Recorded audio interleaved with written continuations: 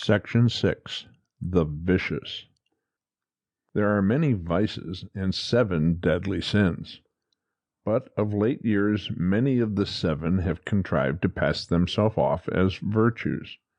Avarice, for instance, and pride, when rebaptized thrift and self-respect, have become the guardian angels of Christian civilization. And as for envy, it is the cornerstone upon which much of our competitive system is founded.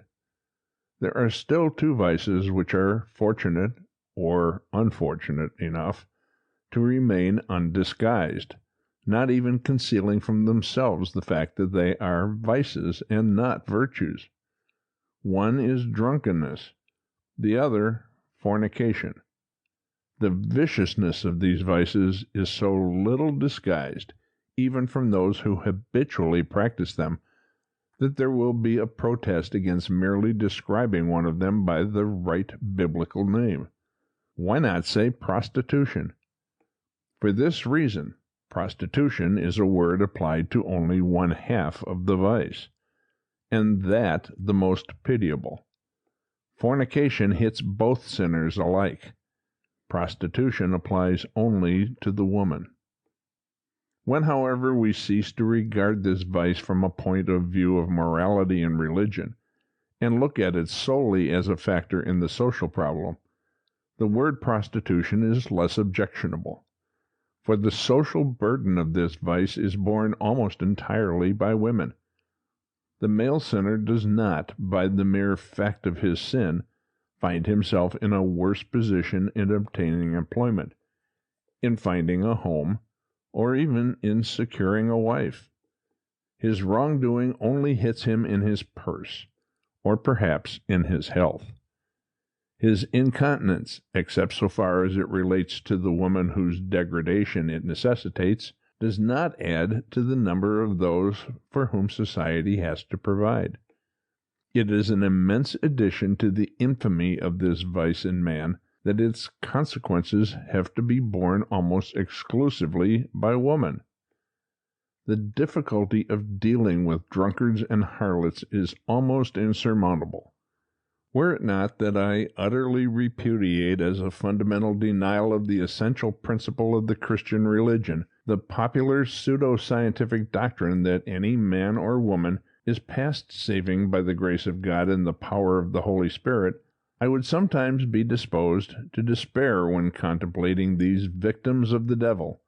The doctrine of heredity and the suggestion of irresponsibility come perilously near re-establishing, on scientific bases, the awful dogma of reprobation, which has cast so terrible a shadow over the Christian Church. For thousands upon thousands of these poor wretches are, as Bishop South truly said, not so much born into this world as damned into it. The bastard of a harlot, born in a brothel, suckled on gin, and familiar from earliest infancy with all the bestialities of debauch, violated before she is 12, and driven out into the streets by her mother a year or 2 later, what chance is there for such a girl in this world? I say nothing about the next. Yet such a case is not exceptional. There are many such, differing in detail but in essentials the same, and with boys it is almost as bad.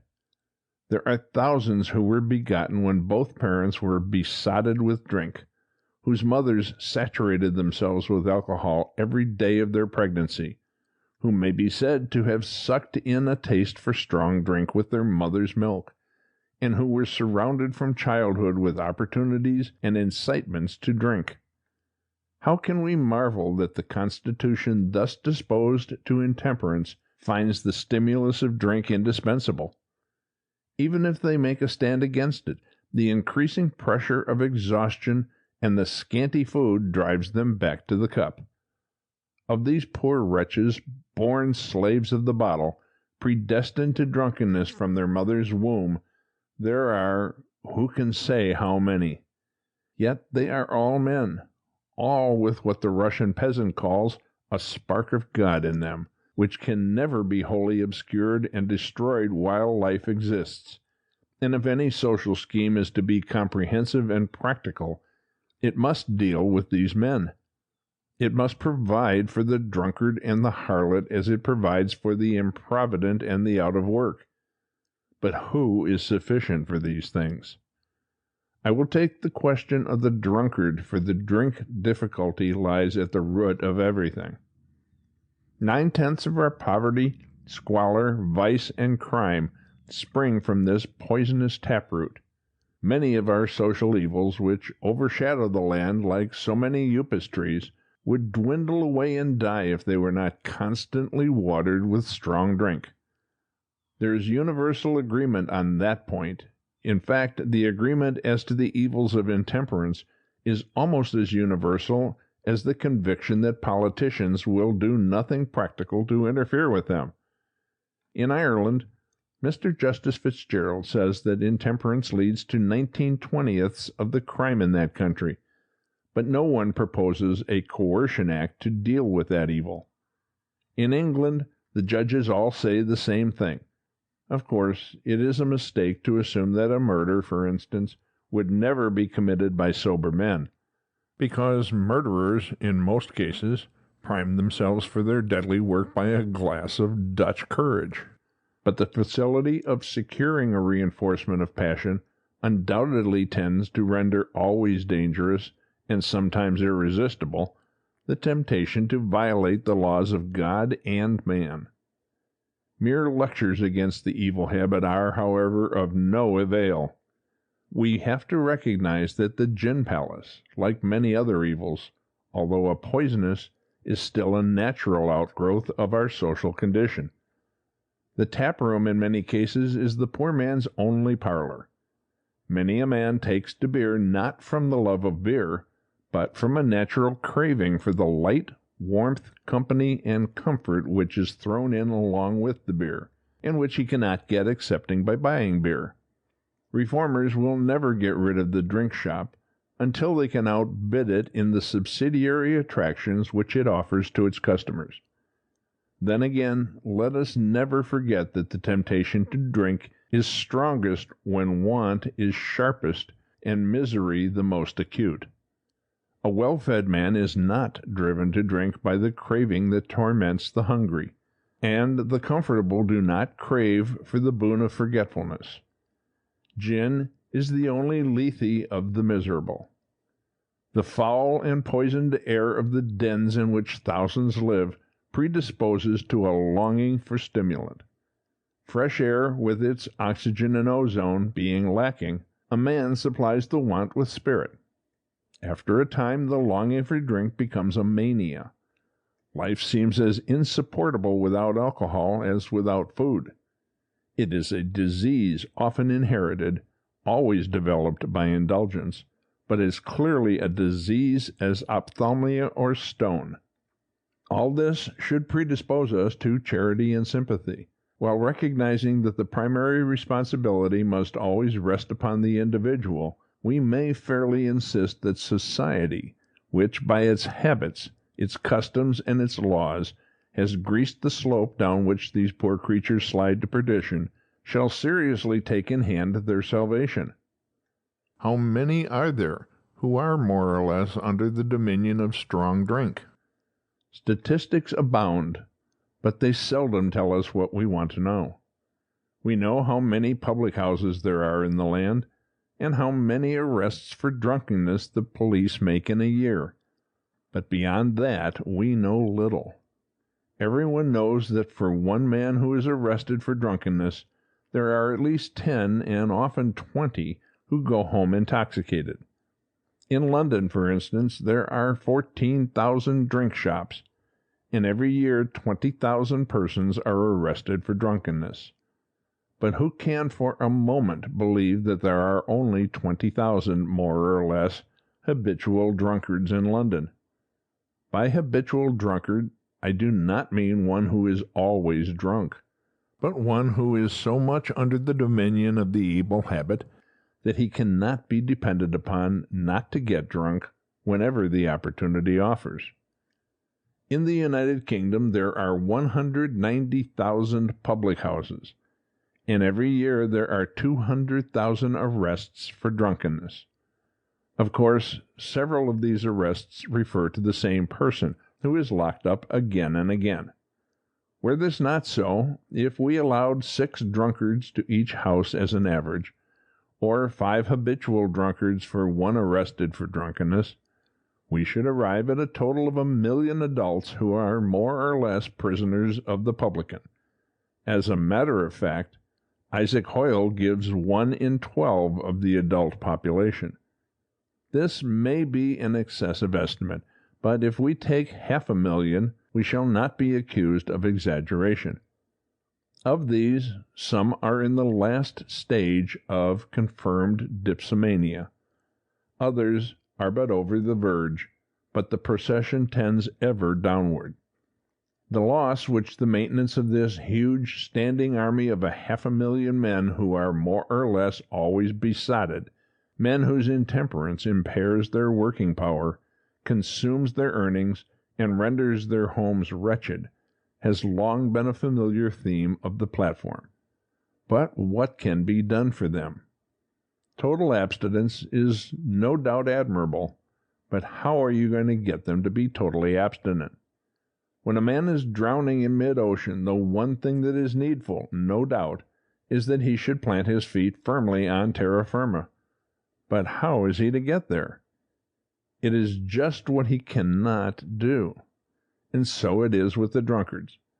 If they are to be rescued, there must be something more done for them than at present is attempted. Unless, of course, we decide definitely to allow the iron laws of nature to work themselves out in their destruction. In that case, it might be more merciful to facilitate the slow workings of natural law. There is no need of establishing a lethal chamber for drunkards like that into which the lost dogs of London are driven to die in peaceful sleep under the influence of carbonic oxide. The state would only need to go a little further than it goes at present in the way of supplying poison to the community. If, in addition to planting a flaming gin palace at each corner, free to all who enter, it were to supply free gin to all who have attained a certain recognized standard of inebriety, delirium tremens would soon reduce our drunken population to manageable proportions. I can imagine a cynical millionaire of the scientific philanthropic school making a clearance of all the drunkards in a district by the simple expedient of an unlimited allowance of alcohol. But that is for us out of the question. The problem of what to do with our 500,000 drunkards remains to be solved, and few more difficult questions confront the social reformer. The question of the harlots is, however, quite as insoluble by the ordinary methods. For these unfortunates, no one who looks below the surface can fail to have the deepest sympathy. Some there are, no doubt, perhaps many, who, whether from inherited passion or from evil education, have deliberately embarked upon a life of vice. But with the majority it is not so. Even those who deliberately and of free choice adopt the profession of a prostitute do so under the stress of temptations which few moralists seem to realize.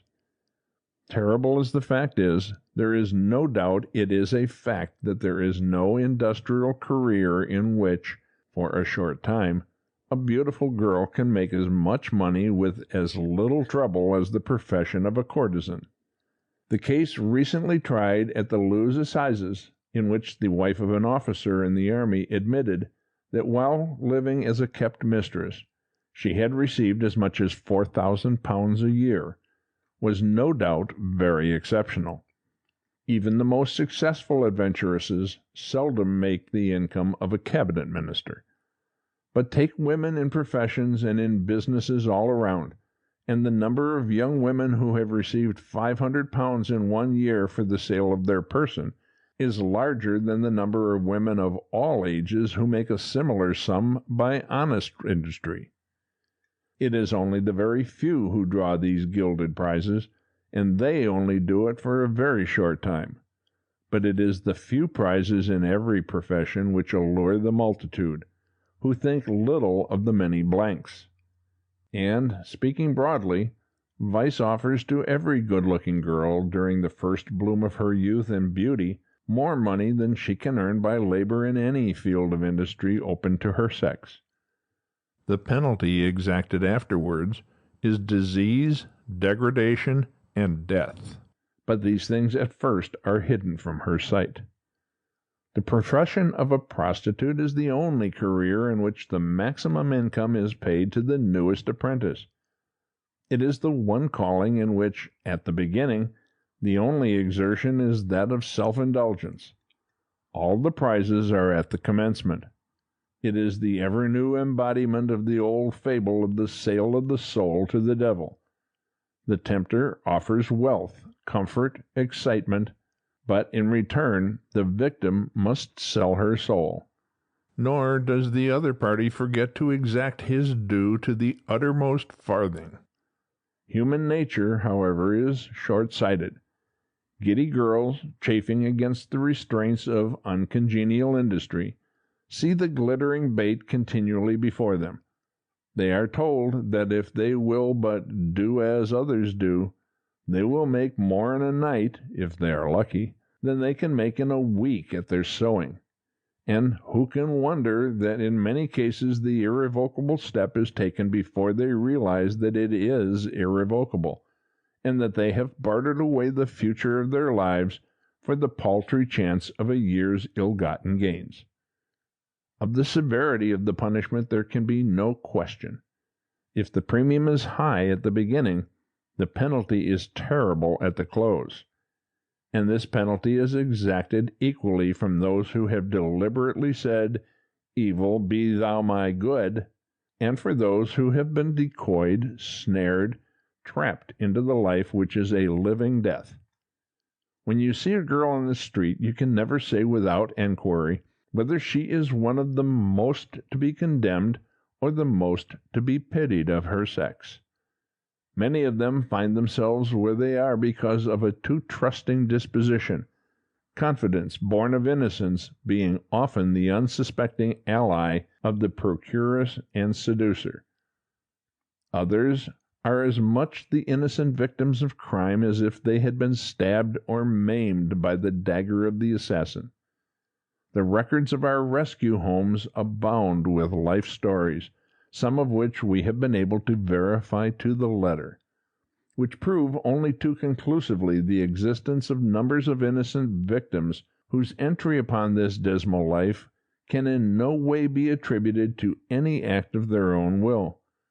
Many are orphans or the children of depraved mothers, whose one idea of a daughter is to make money out of her prostitution. Here are a few cases on our register. E.C., aged 18, a soldier's child born on the sea. Her father died, and her mother, a thoroughly depraved woman, assisted to secure her daughter's prostitution. P.S., aged 20, illegitimate child. Went to consult a doctor one time about some ailment. The doctor abused his position and took advantage of his patient, and when she complained, gave her £4 as compensation. When that was spent, having lost her character, she came on the town. We looked the doctor up, and he fled. E.A., aged 17, was left an orphan very early in life and adopted by her godfather, who himself was the means of her ruin at the age of 10. A girl in her teens lived with her mother in the dust hole, the lowest part of Woolwich. This woman forced her out upon the streets and profited by her prostitution up to the very night of her confinement. The mother had all the time been the receiver of the gains. E. Neither father nor mother was taken care of by a grandmother till at an early age accounted old enough. Married a soldier, but shortly before the birth of her first child found that her deceiver had a wife and family in a distant part of the country, and she was soon left friendless and alone. She sought an asylum in the workhouse for a few weeks, after which she vainly tried to get honest employment. Failing that, and being on the very verge of starvation, she entered a lodging-house in Westminster, and, did as other girls. Here our lieutenant found and persuaded her to leave and enter one of our homes, where she soon gave abundant proof of her conversion by a thoroughly changed life. She is now a faithful and trusted servant in a clergyman's family. A girl was some time ago discharged from a city hospital after an illness. She was homeless and friendless, an orphan, and obliged to work for her living. Walking down the street and wondering what she should do next, she met a girl who came up to her in a most friendly fashion and speedily won her confidence. "Discharged ill and nowhere to go, are you?" said her new friend. "Well, come home to my mother's. She will lodge you, and we'll go to work together when you are quite strong." The girl consented gladly, but found herself conducted to the very lowest part of Woolwich and ushered into a brothel. There was no mother in the case. She was hoaxed and powerless to resist. Her protestations were too late to save her, and having had her character forced from her, she became hopeless and stayed on to live the life of her false friend. There is no need for me to go into the details of the way in which men and women, whose whole livelihood depend upon their success in disarming the suspicions of their victims and luring them to their doom, contrive to overcome the reluctance of the young girl without parents, friends, or helpers to enter their toils. What fraud fails to accomplish, a little force succeeds in effecting, and a girl who has been guilty of nothing but imprudence finds herself an outcast for life. The very innocence of a girl tells against her. A woman of the world, once entrapped, would have all her wits about her to extricate herself from the position in which she found herself. A perfectly virtuous girl is often so overcome with shame and horror that there seems nothing in life worth struggling for. She accepts her doom without further struggle, and treads the long and torturing pathway of the streets to the grave. "Judge not, that ye be not judged," is a saying that applies most appropriately of all to these unfortunates. Many of them would have escaped their evil fate had they been less innocent. They are where they are because they loved too utterly to calculate consequences, and trusted too absolutely to dare to suspect evil. And others are there because of the false education which confounds ignorance with virtue, and throws our young people into the midst of a great city, with all its excitements and all its temptations, without more preparation or warning than if they were going to live in the Garden of Eden. Whatever sin they have committed, a terrible penalty is exacted, while the man who caused their ruin passes as a respectable member of society, to whom virtuous matrons gladly marry, if he is rich, their maiden daughters. They are crushed beneath the millstone of social excommunication. Here let me quote from a report made to me by the head of our rescue homes as to the actual life of these unfortunates. The following 100 cases are taken as they come from our rescue register. The statements are those of the girls themselves. They are certainly frank, and it will be noticed that only 2 out of the 100 alleged that they took to the life out of poverty. Cause of fall: drink, 14. Seduction, 33. Willful choice, 24. Bad company, 27. Poverty, 2. Total, 100. Condition when applying: rags, 25. Destitution, 27. Decently dressed, 48. Total, 100. Out of these girls, 23 have been in prison. The girls suffer so much that the shortness of their miserable life is the only redeeming feature.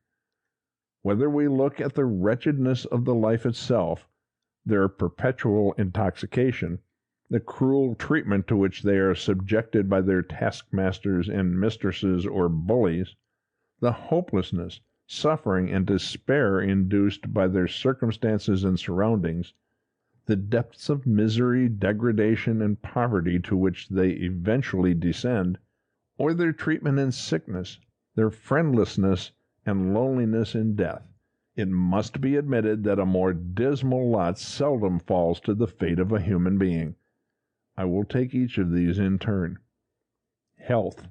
This life induces insanity, rheumatism, consumption, and all forms of syphilis. Rheumatism and gout are the commonest of these evils. Some were quite crippled by both, young though they were. Consumption sows its seeds broadcast.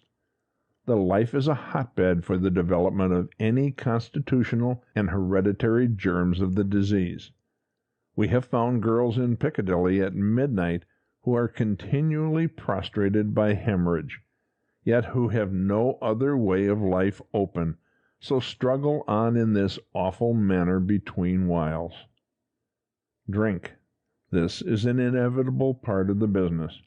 All confess that they could never lead their miserable lives if it were not for its influence. A girl who was educated at college and who had a home in which was every comfort, but who, when ruined, had fallen even to the depth of Woolwich dust hole, exclaimed to us indignantly, "Do you think I could ever do this if it weren't for the drink? I always have to be in drink if I want to sin."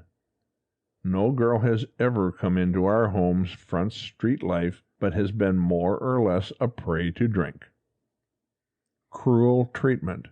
The devotion of these women to their bullies is as remarkable as the brutality of their bullies is abominable. Probably the primary cause of the fall of numberless girls of the lower class is their great aspiration to the dignity of wifehood. They are never somebody until they are married, and will link themselves to any creature, no matter how debased, in the hope of being ultimately married by him. This consideration, in addition to their helpless condition when once character has gone, makes them suffer cruelties which they would never otherwise endure from the men with whom large numbers of them live. One case in illustration of this is that of a girl who was once a respectable servant, the daughter of a police sergeant. She was ruined, and shame led her to leave home. At length she drifted to Woolwich, where she came across a man who persuaded her to live with him, and for a considerable length of time she kept him, although his conduct to her was brutal in the extreme. The girl living in the next room to her has frequently heard him knock her head against the wall, and pound it, when he was out of temper, through her gains of prostitution being less than usual. He lavished upon her every sort of cruelty and abuse, and at length she grew so wretched, and was reduced to so dreadful a plight, that she ceased to attract. At this he became furious, and pawned all her clothing but one thin garment of rags. The week before her first confinement he kicked her black and blue from neck to knees, and she was carried to the police station in a pool of blood. But she was so loyal to the wretch that she refused to appear against him. She was going to drown herself in desperation, when our rescue officers spoke to her, wrapped their own shawl around her shivering shoulders, took her home with them, and cared for her. The baby was born dead, a tiny, shapeless mass. This state of things is all too common. Hopelessness, surroundings. The state of hopelessness and despair in which these girls live continually makes them reckless of consequences, and large numbers commit suicide who are never heard of. A West End policeman assured us that the number of prostitute suicides was terribly in advance of anything guessed at by the public. Depth to which they sink. There is scarcely a lower class of girls to be found than the girls of Woolwich Dust Hole, where one of our rescue slum homes is established.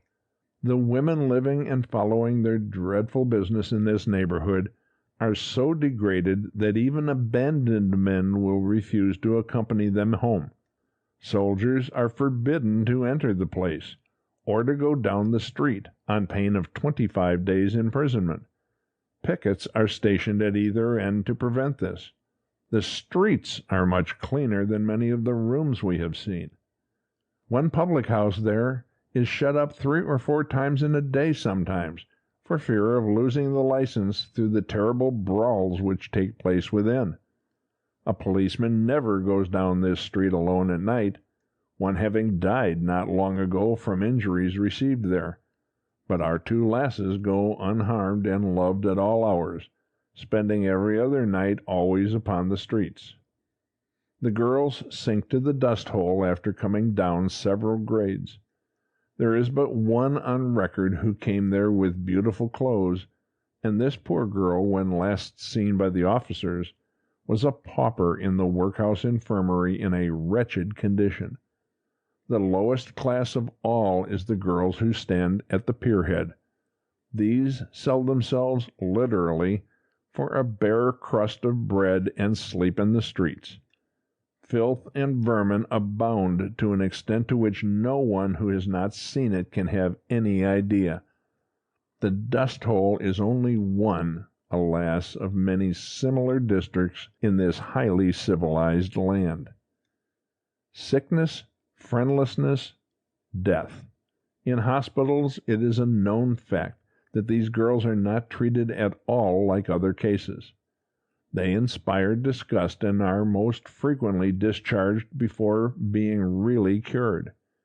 Scorned by their relations, and ashamed to make their case known even to those who would help them, unable longer to struggle out on the streets to earn the bread of shame, there are girls lying in many a dark hole in this big city, positively rotting away, and maintained by their old companions on the street.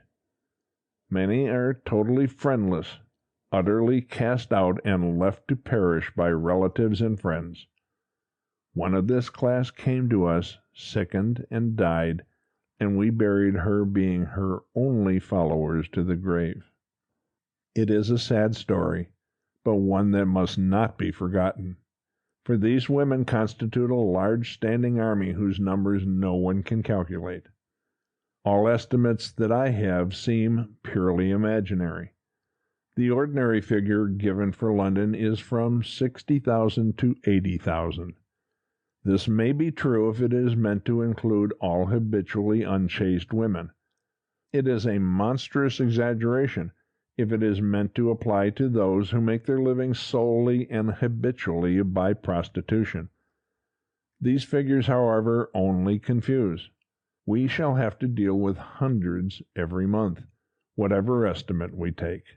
How utterly unprepared society is for any such systematic reformation may be seen from the fact that even now at our homes we are unable to take in all the girls who apply. They cannot escape, even if they would, for want of funds whereby to provide them a way of release. End of section 6. Recording by Tom Hirsch. Section 7. The Criminals. One very important section of the denizens of darkest England are the criminals and the semi-criminals. They are more or less predatory and are at present shepherded by the police and punished by the jailer. Their numbers cannot be ascertained with very great precision, but the following figures are taken from the prison returns of 1889. The criminal classes of Great Britain, in round figures, sum up a total of no less than 90,000 persons, made up as follows. Convict prisons contain 11,660 persons.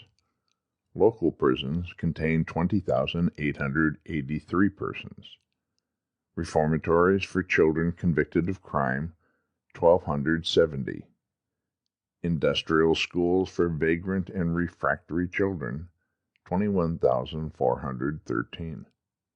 Criminal lunatics under restraint, 910 persons. Known thieves at large, 14,747.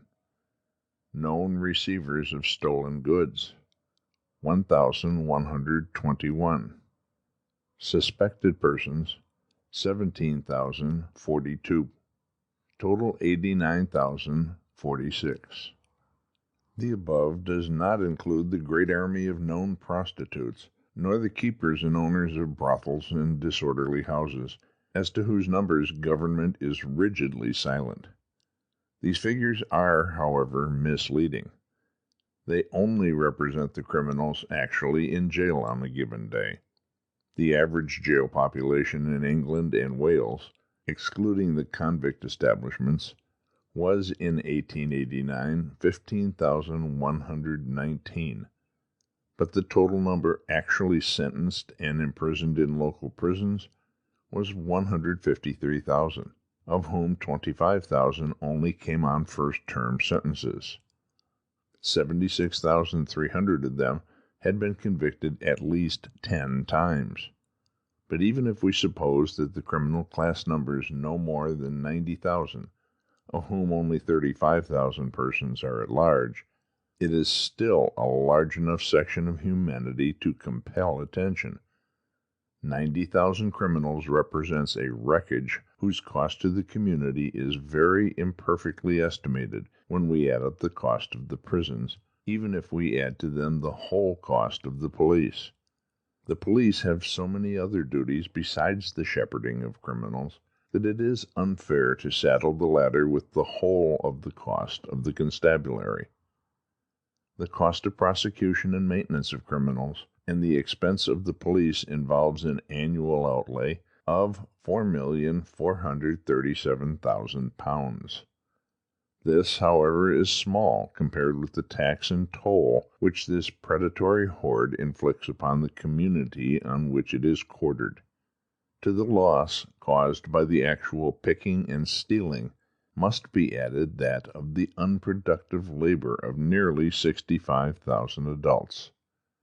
Dependent upon these criminal adults must be at least twice as many women and children, so that it is probably an underestimate to say that this list of criminals and semi-criminals represents a population of at least 200,000, who all live, more or less, at the expense of society. Every year in the metropolitan district alone, 66,100 persons are arrested, of whom 444 are arrested for trying to commit suicide, life having become too unbearable a burden. This immense population is partially, no doubt, bred to prison, the same as other people are bred to the army and to the bar. The hereditary criminal is by no means confined to India, although it is only in that country that they have the engaging simplicity to describe themselves frankly in the census returns, but it is recruited constantly from the outside. In many cases this is due to sheer starvation. Fathers of the Church have laid down the law that a man who is in peril of death from hunger is entitled to take bread wherever he can find it to keep body and soul together. That proposition is not embodied in our jurisprudence. Absolute despair drives many a man into the ranks of the criminal class, who would never have fallen into the category of criminal convicts if adequate provision had been made for the rescue of those drifting to doom. When once he has fallen, circumstances seem to combine to keep him there. As wounded and sickly stags are gored to death by their fellows, so the unfortunate who bears the prison brand is hunted from pillar to post until he despairs of ever regaining his position, and oscillates between one prison and another for the rest of his days. I gave in a preceding page an account of how a man, after trying in vain to get work, fell before the temptation to steal in order to escape starvation. Here is the sequel of that man's story. After he had stolen, he ran away, and thus describes his experiences. To fly was easy. To get away from the scene required very little ingenuity, but the getting away from one suffering brought another. A straight look from a stranger, a quick step behind me, sent a chill through every nerve. The cravings of hunger had been satisfied, but it was the cravings of conscience that were clamorous now. It was easy to get away from the earthly consequences of sin, but from the fact Never. And yet it was the compulsion of circumstances that made me a criminal. It was neither from inward viciousness or choice, and how bitterly did I cast reproach on society for allowing such an alternative to offer itself, to steal or starve. But there was another alternative that here offered itself, either give myself up or go on with the life of crime. I chose the former.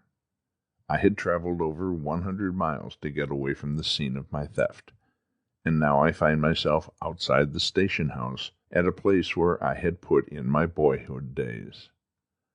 How many times when a lad, with wondering eyes and a heart stirred with childhood's pure sympathy, I had watched the poor waifs from time to time led within its doors. It was my turn now. I entered the charge room, and with business-like precision disclosed my errand, that I wished to surrender myself for having committed a felony. My story was doubted. Question followed question, and a confirmation must be waited. Why had I surrendered? I was a rum'un, cracked, more fool than rogue. He will be sorry when he mounts the wheel. These and such like remarks were handed round concerning me. An hour passed by. An inspector enters and announces the receipt of a telegram. It is all right. You can put him down. And turning to me, he said, "They will send for you on Monday." And then I passed into the inner ward and a cell. The door closed with a harsh, grating clang, and I was left to face the most clamorous accuser of all, my own interior self. Monday morning the door opened, and a complacent detective stood before me. Who can tell the feelings as the handcuffs closed round my wrist, and we started for town. As again the charge was entered, and the passing of another night in the cell. Then the morning of the day arrived.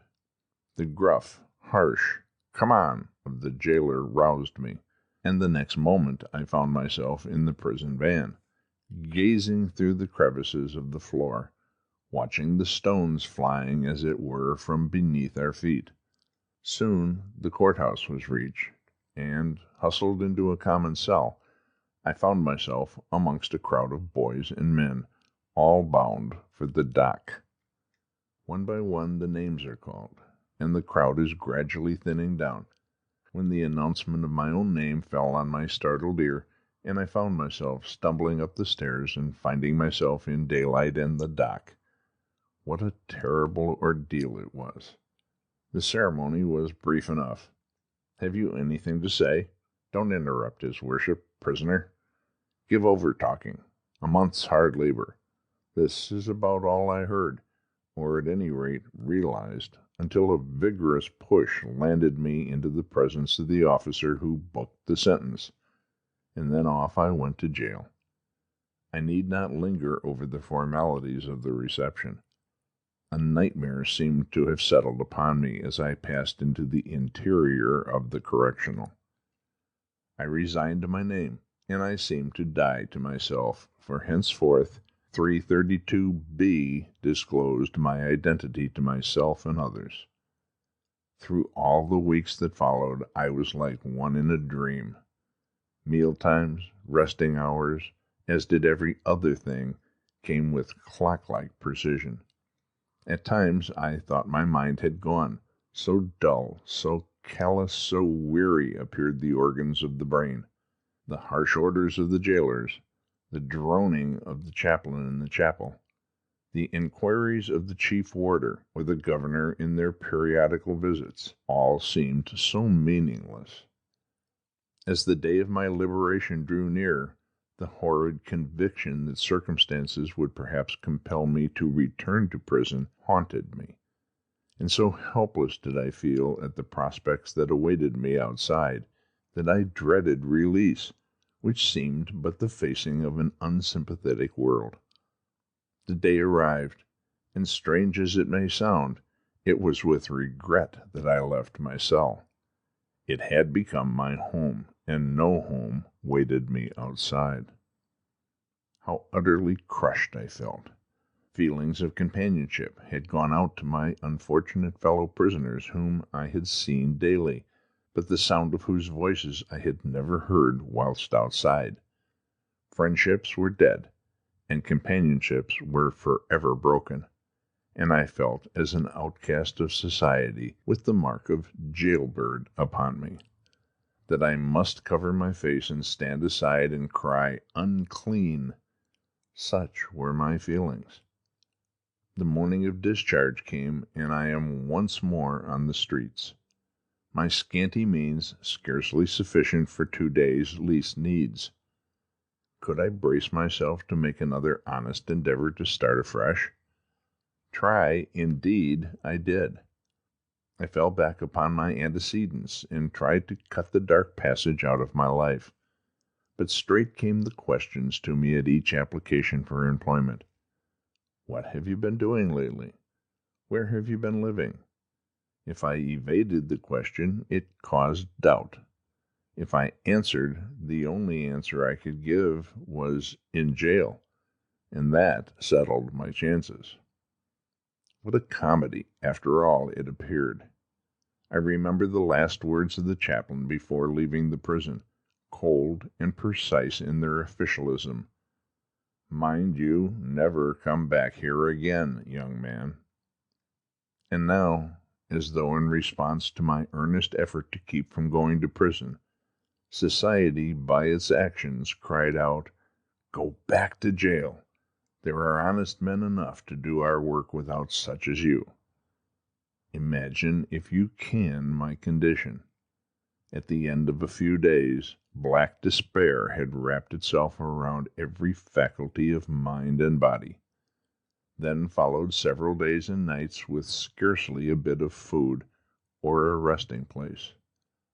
I prowled the streets like a dog, with this difference, that the dog has the chance of helping himself, and I had not.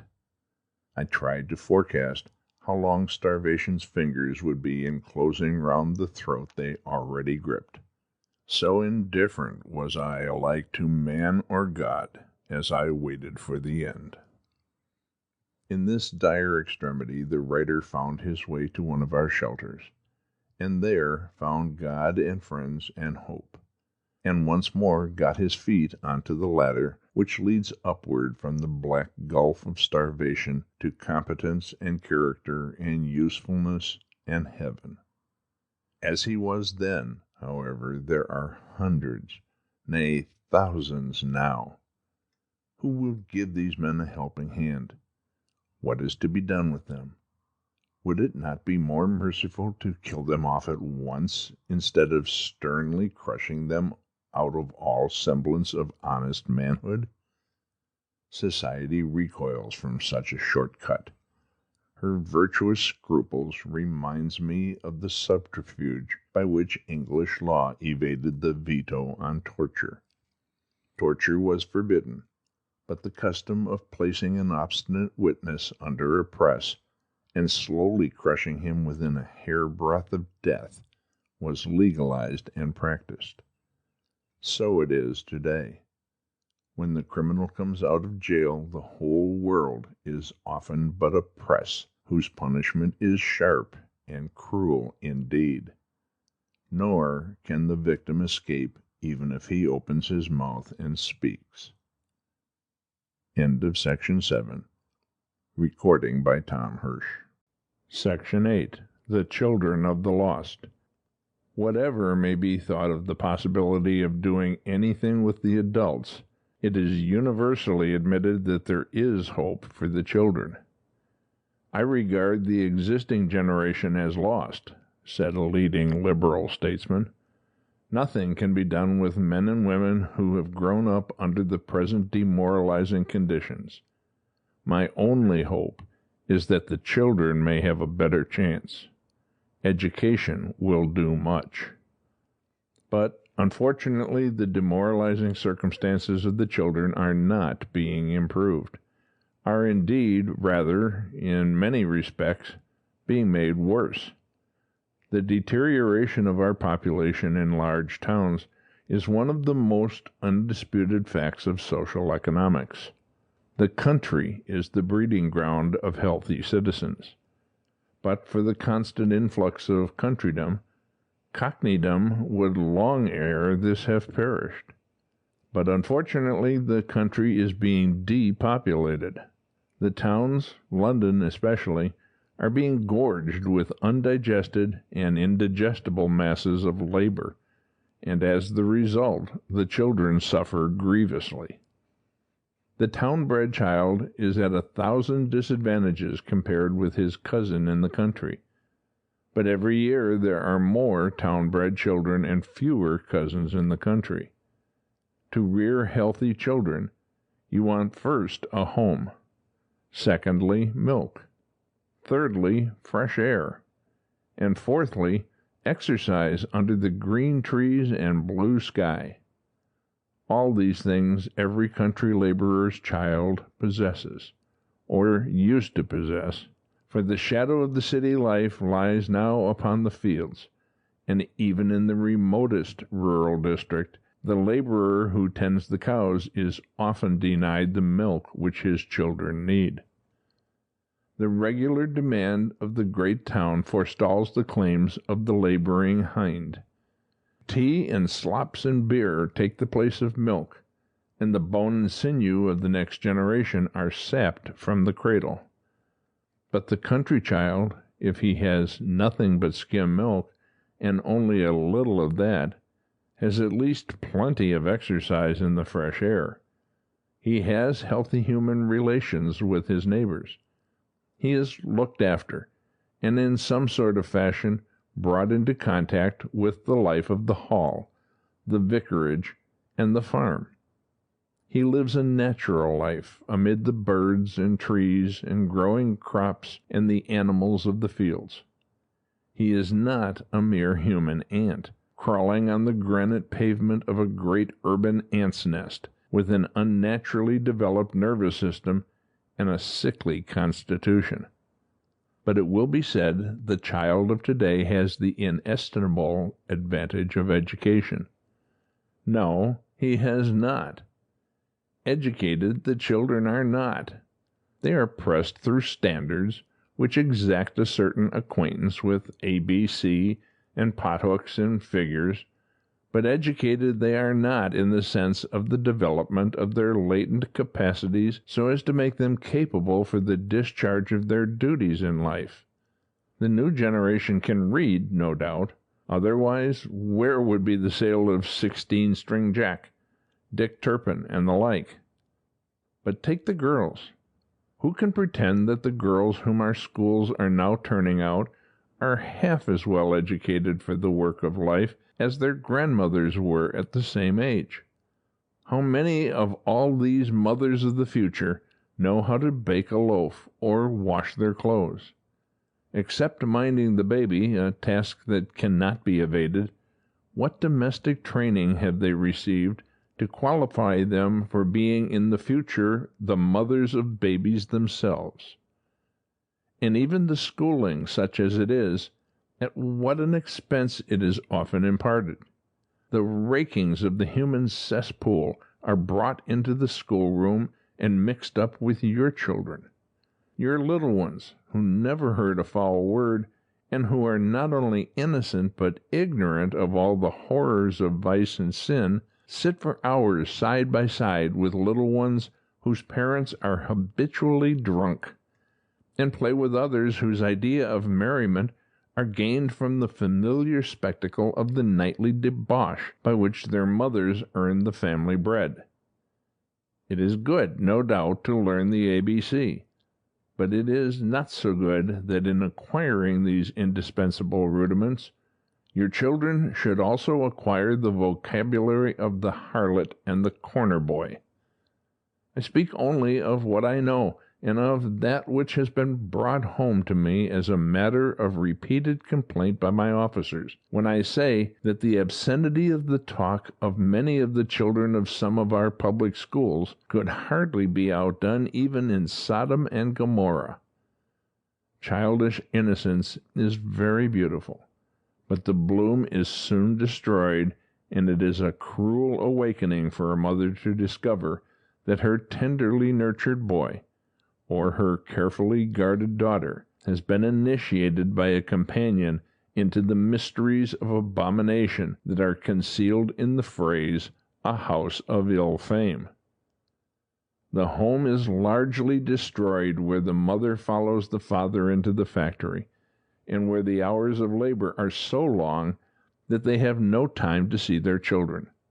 The omnibus drivers of London, for instance, what time have they for discharging the daily duties of parentage to their little ones? How can a man who is on his omnibus from 14 to 16 hours a day have time to be a father to his children in any sense of the word? He has hardly a chance to see them except when they are asleep. Even the Sabbath, that blessed institution which is one of the sheet anchors of human existence, is encroached upon. Many of the new industries which have been started or developed since I was a boy ignore man's need of one day's rest in 7. The railway, the post office, the tramway, all compel some of their employees to be content with less than the divinely appointed minimum of leisure. In the country, darkness restores the laboring father to his little ones. In the town, gas and the electric light enables the employer to rob the children of the whole of their father's waking hours, and in some cases he takes the mother's also. Under some of the conditions of modern industry, children are not so much born into a house as they are spawned into the world like fish, with the results which we see. The decline of natural affection follows inevitably from the substitution of the fish relationship for that of the human. A father who never dandles his child on his knee cannot have a very keen sense of the responsibilities of paternity. In the rush and pressure of our competitive city life, thousands of men have not time to be fathers. Sires, yes. Fathers, no. It will take a good deal of schoolmaster to make up for that change. If this be the case, even with the children constantly employed, it can be imagined what kind of a home life is possessed by the children of the tramp, the odd jobber, the thief, and the harlot. For all these people have children, although they have no homes in which to rear them. Not a bird in all the woods or fields but prepares some kind of a nest in which to hatch and rear its young, even if it be but a hole in the sand or a few crossed sticks in the bush. But how many young ones amongst our people are hatched before any nest is ready to receive them? Think of the multitudes of children born in our workhouses, children of whom it may be said, they are conceived in sin and shapen in iniquity, and, as a punishment of the sins of the parents, branded from birth as bastards, worse than fatherless, homeless, and friendless, damned into an evil world in which even those who have all the advantages of a good parentage and a careful training find it hard enough to make their way. Sometimes, it is true, the passionate love of the deserted mother for the child, which has been the visible symbol and terrible result of her undoing, stands between the little one and all its enemies. But think how often the mother regards the advent of her child with loathing and horror. How the discovery that she is about to become a mother affects her like a nightmare, and how nothing but the dread of the hangman's rope keeps her from strangling the babe on the very hour of its birth. What chances has such a child? And there are many such. In a certain country that I will not name, there exists a scientifically arranged system of infanticide, cloaked under the garb of philanthropy. Gigantic foundling establishments exist in its principal cities, where every comfort and scientific improvement is provided for the deserted children, with the result that 1/2 of them die. The mothers are spared the crime. The state assumes the responsibility. We do something like that here, but our foundling asylums are the street, the workhouse, and the grave. When an English judge tells us, as Mr. Justice Wills did the other day, that there are any number of parents who would kill their children for a few pounds insurance money, we can form some idea of the horrors of the existence into which many of the children of this highly favored land are ushered at their birth. The overcrowded homes of the poor compel the children to witness everything. Sexual morality often comes to have no meaning to them. Incest is so familiar as hardly to call for remark. The bitter poverty of the poor compels them to leave their children half-fed. There are few more grotesque pictures in the history of civilization than that of the compulsory attendance of children at school, faint with hunger because they had no breakfast, and not sure whether they would even secure a dry crust for dinner when their morning's quantum of education had been duly imparted. Children thus hungered, thus housed, and thus left to grow up as best they can, without being fathered or mothered, are not, educate them as you will, exactly the most promising material for the making of the future citizens and rulers of the empire. What, then, is the ground for hope that if we leave things alone, the new generation will be better than their elders? To me, it seems that the truth is rather the other way. The lawlessness of our lads, the increased license of our girls, the general shiftlessness from the homemaking point of view of the product of our factories and schools are far from reassuring. Our young people have never learned to obey. The fighting gangs of half-grown lads in Lisson Grove and the scuttlers of Manchester are ugly symptoms of a social condition that will not grow better by being left alone. It is the home that has been destroyed, and with the home home-like virtues. It is the dishomed multitude, nomadic, hungry, that is rearing an undisciplined population, cursed from birth with hereditary weakness of body and hereditary faults of character. It is idle to hope to mend matters by taking the children and bundling them up in barracks. A child brought up in an institution is too often only half human, having never known a mother's love and a father's care. To men and women who are without homes, children must be more or less of an encumbrance. Their advent is regarded with impatience, and often it is averted by crime. The unwelcome little stranger is badly cared for, badly fed, and allowed every chance to die. Nothing is worth doing to increase his chances of living that does not reconstitute the home. But between us and that ideal, how vast is the gulf! It will have to be bridged, however, if anything practical is to be done. End of Section 8. Recording by Tom Hirsch.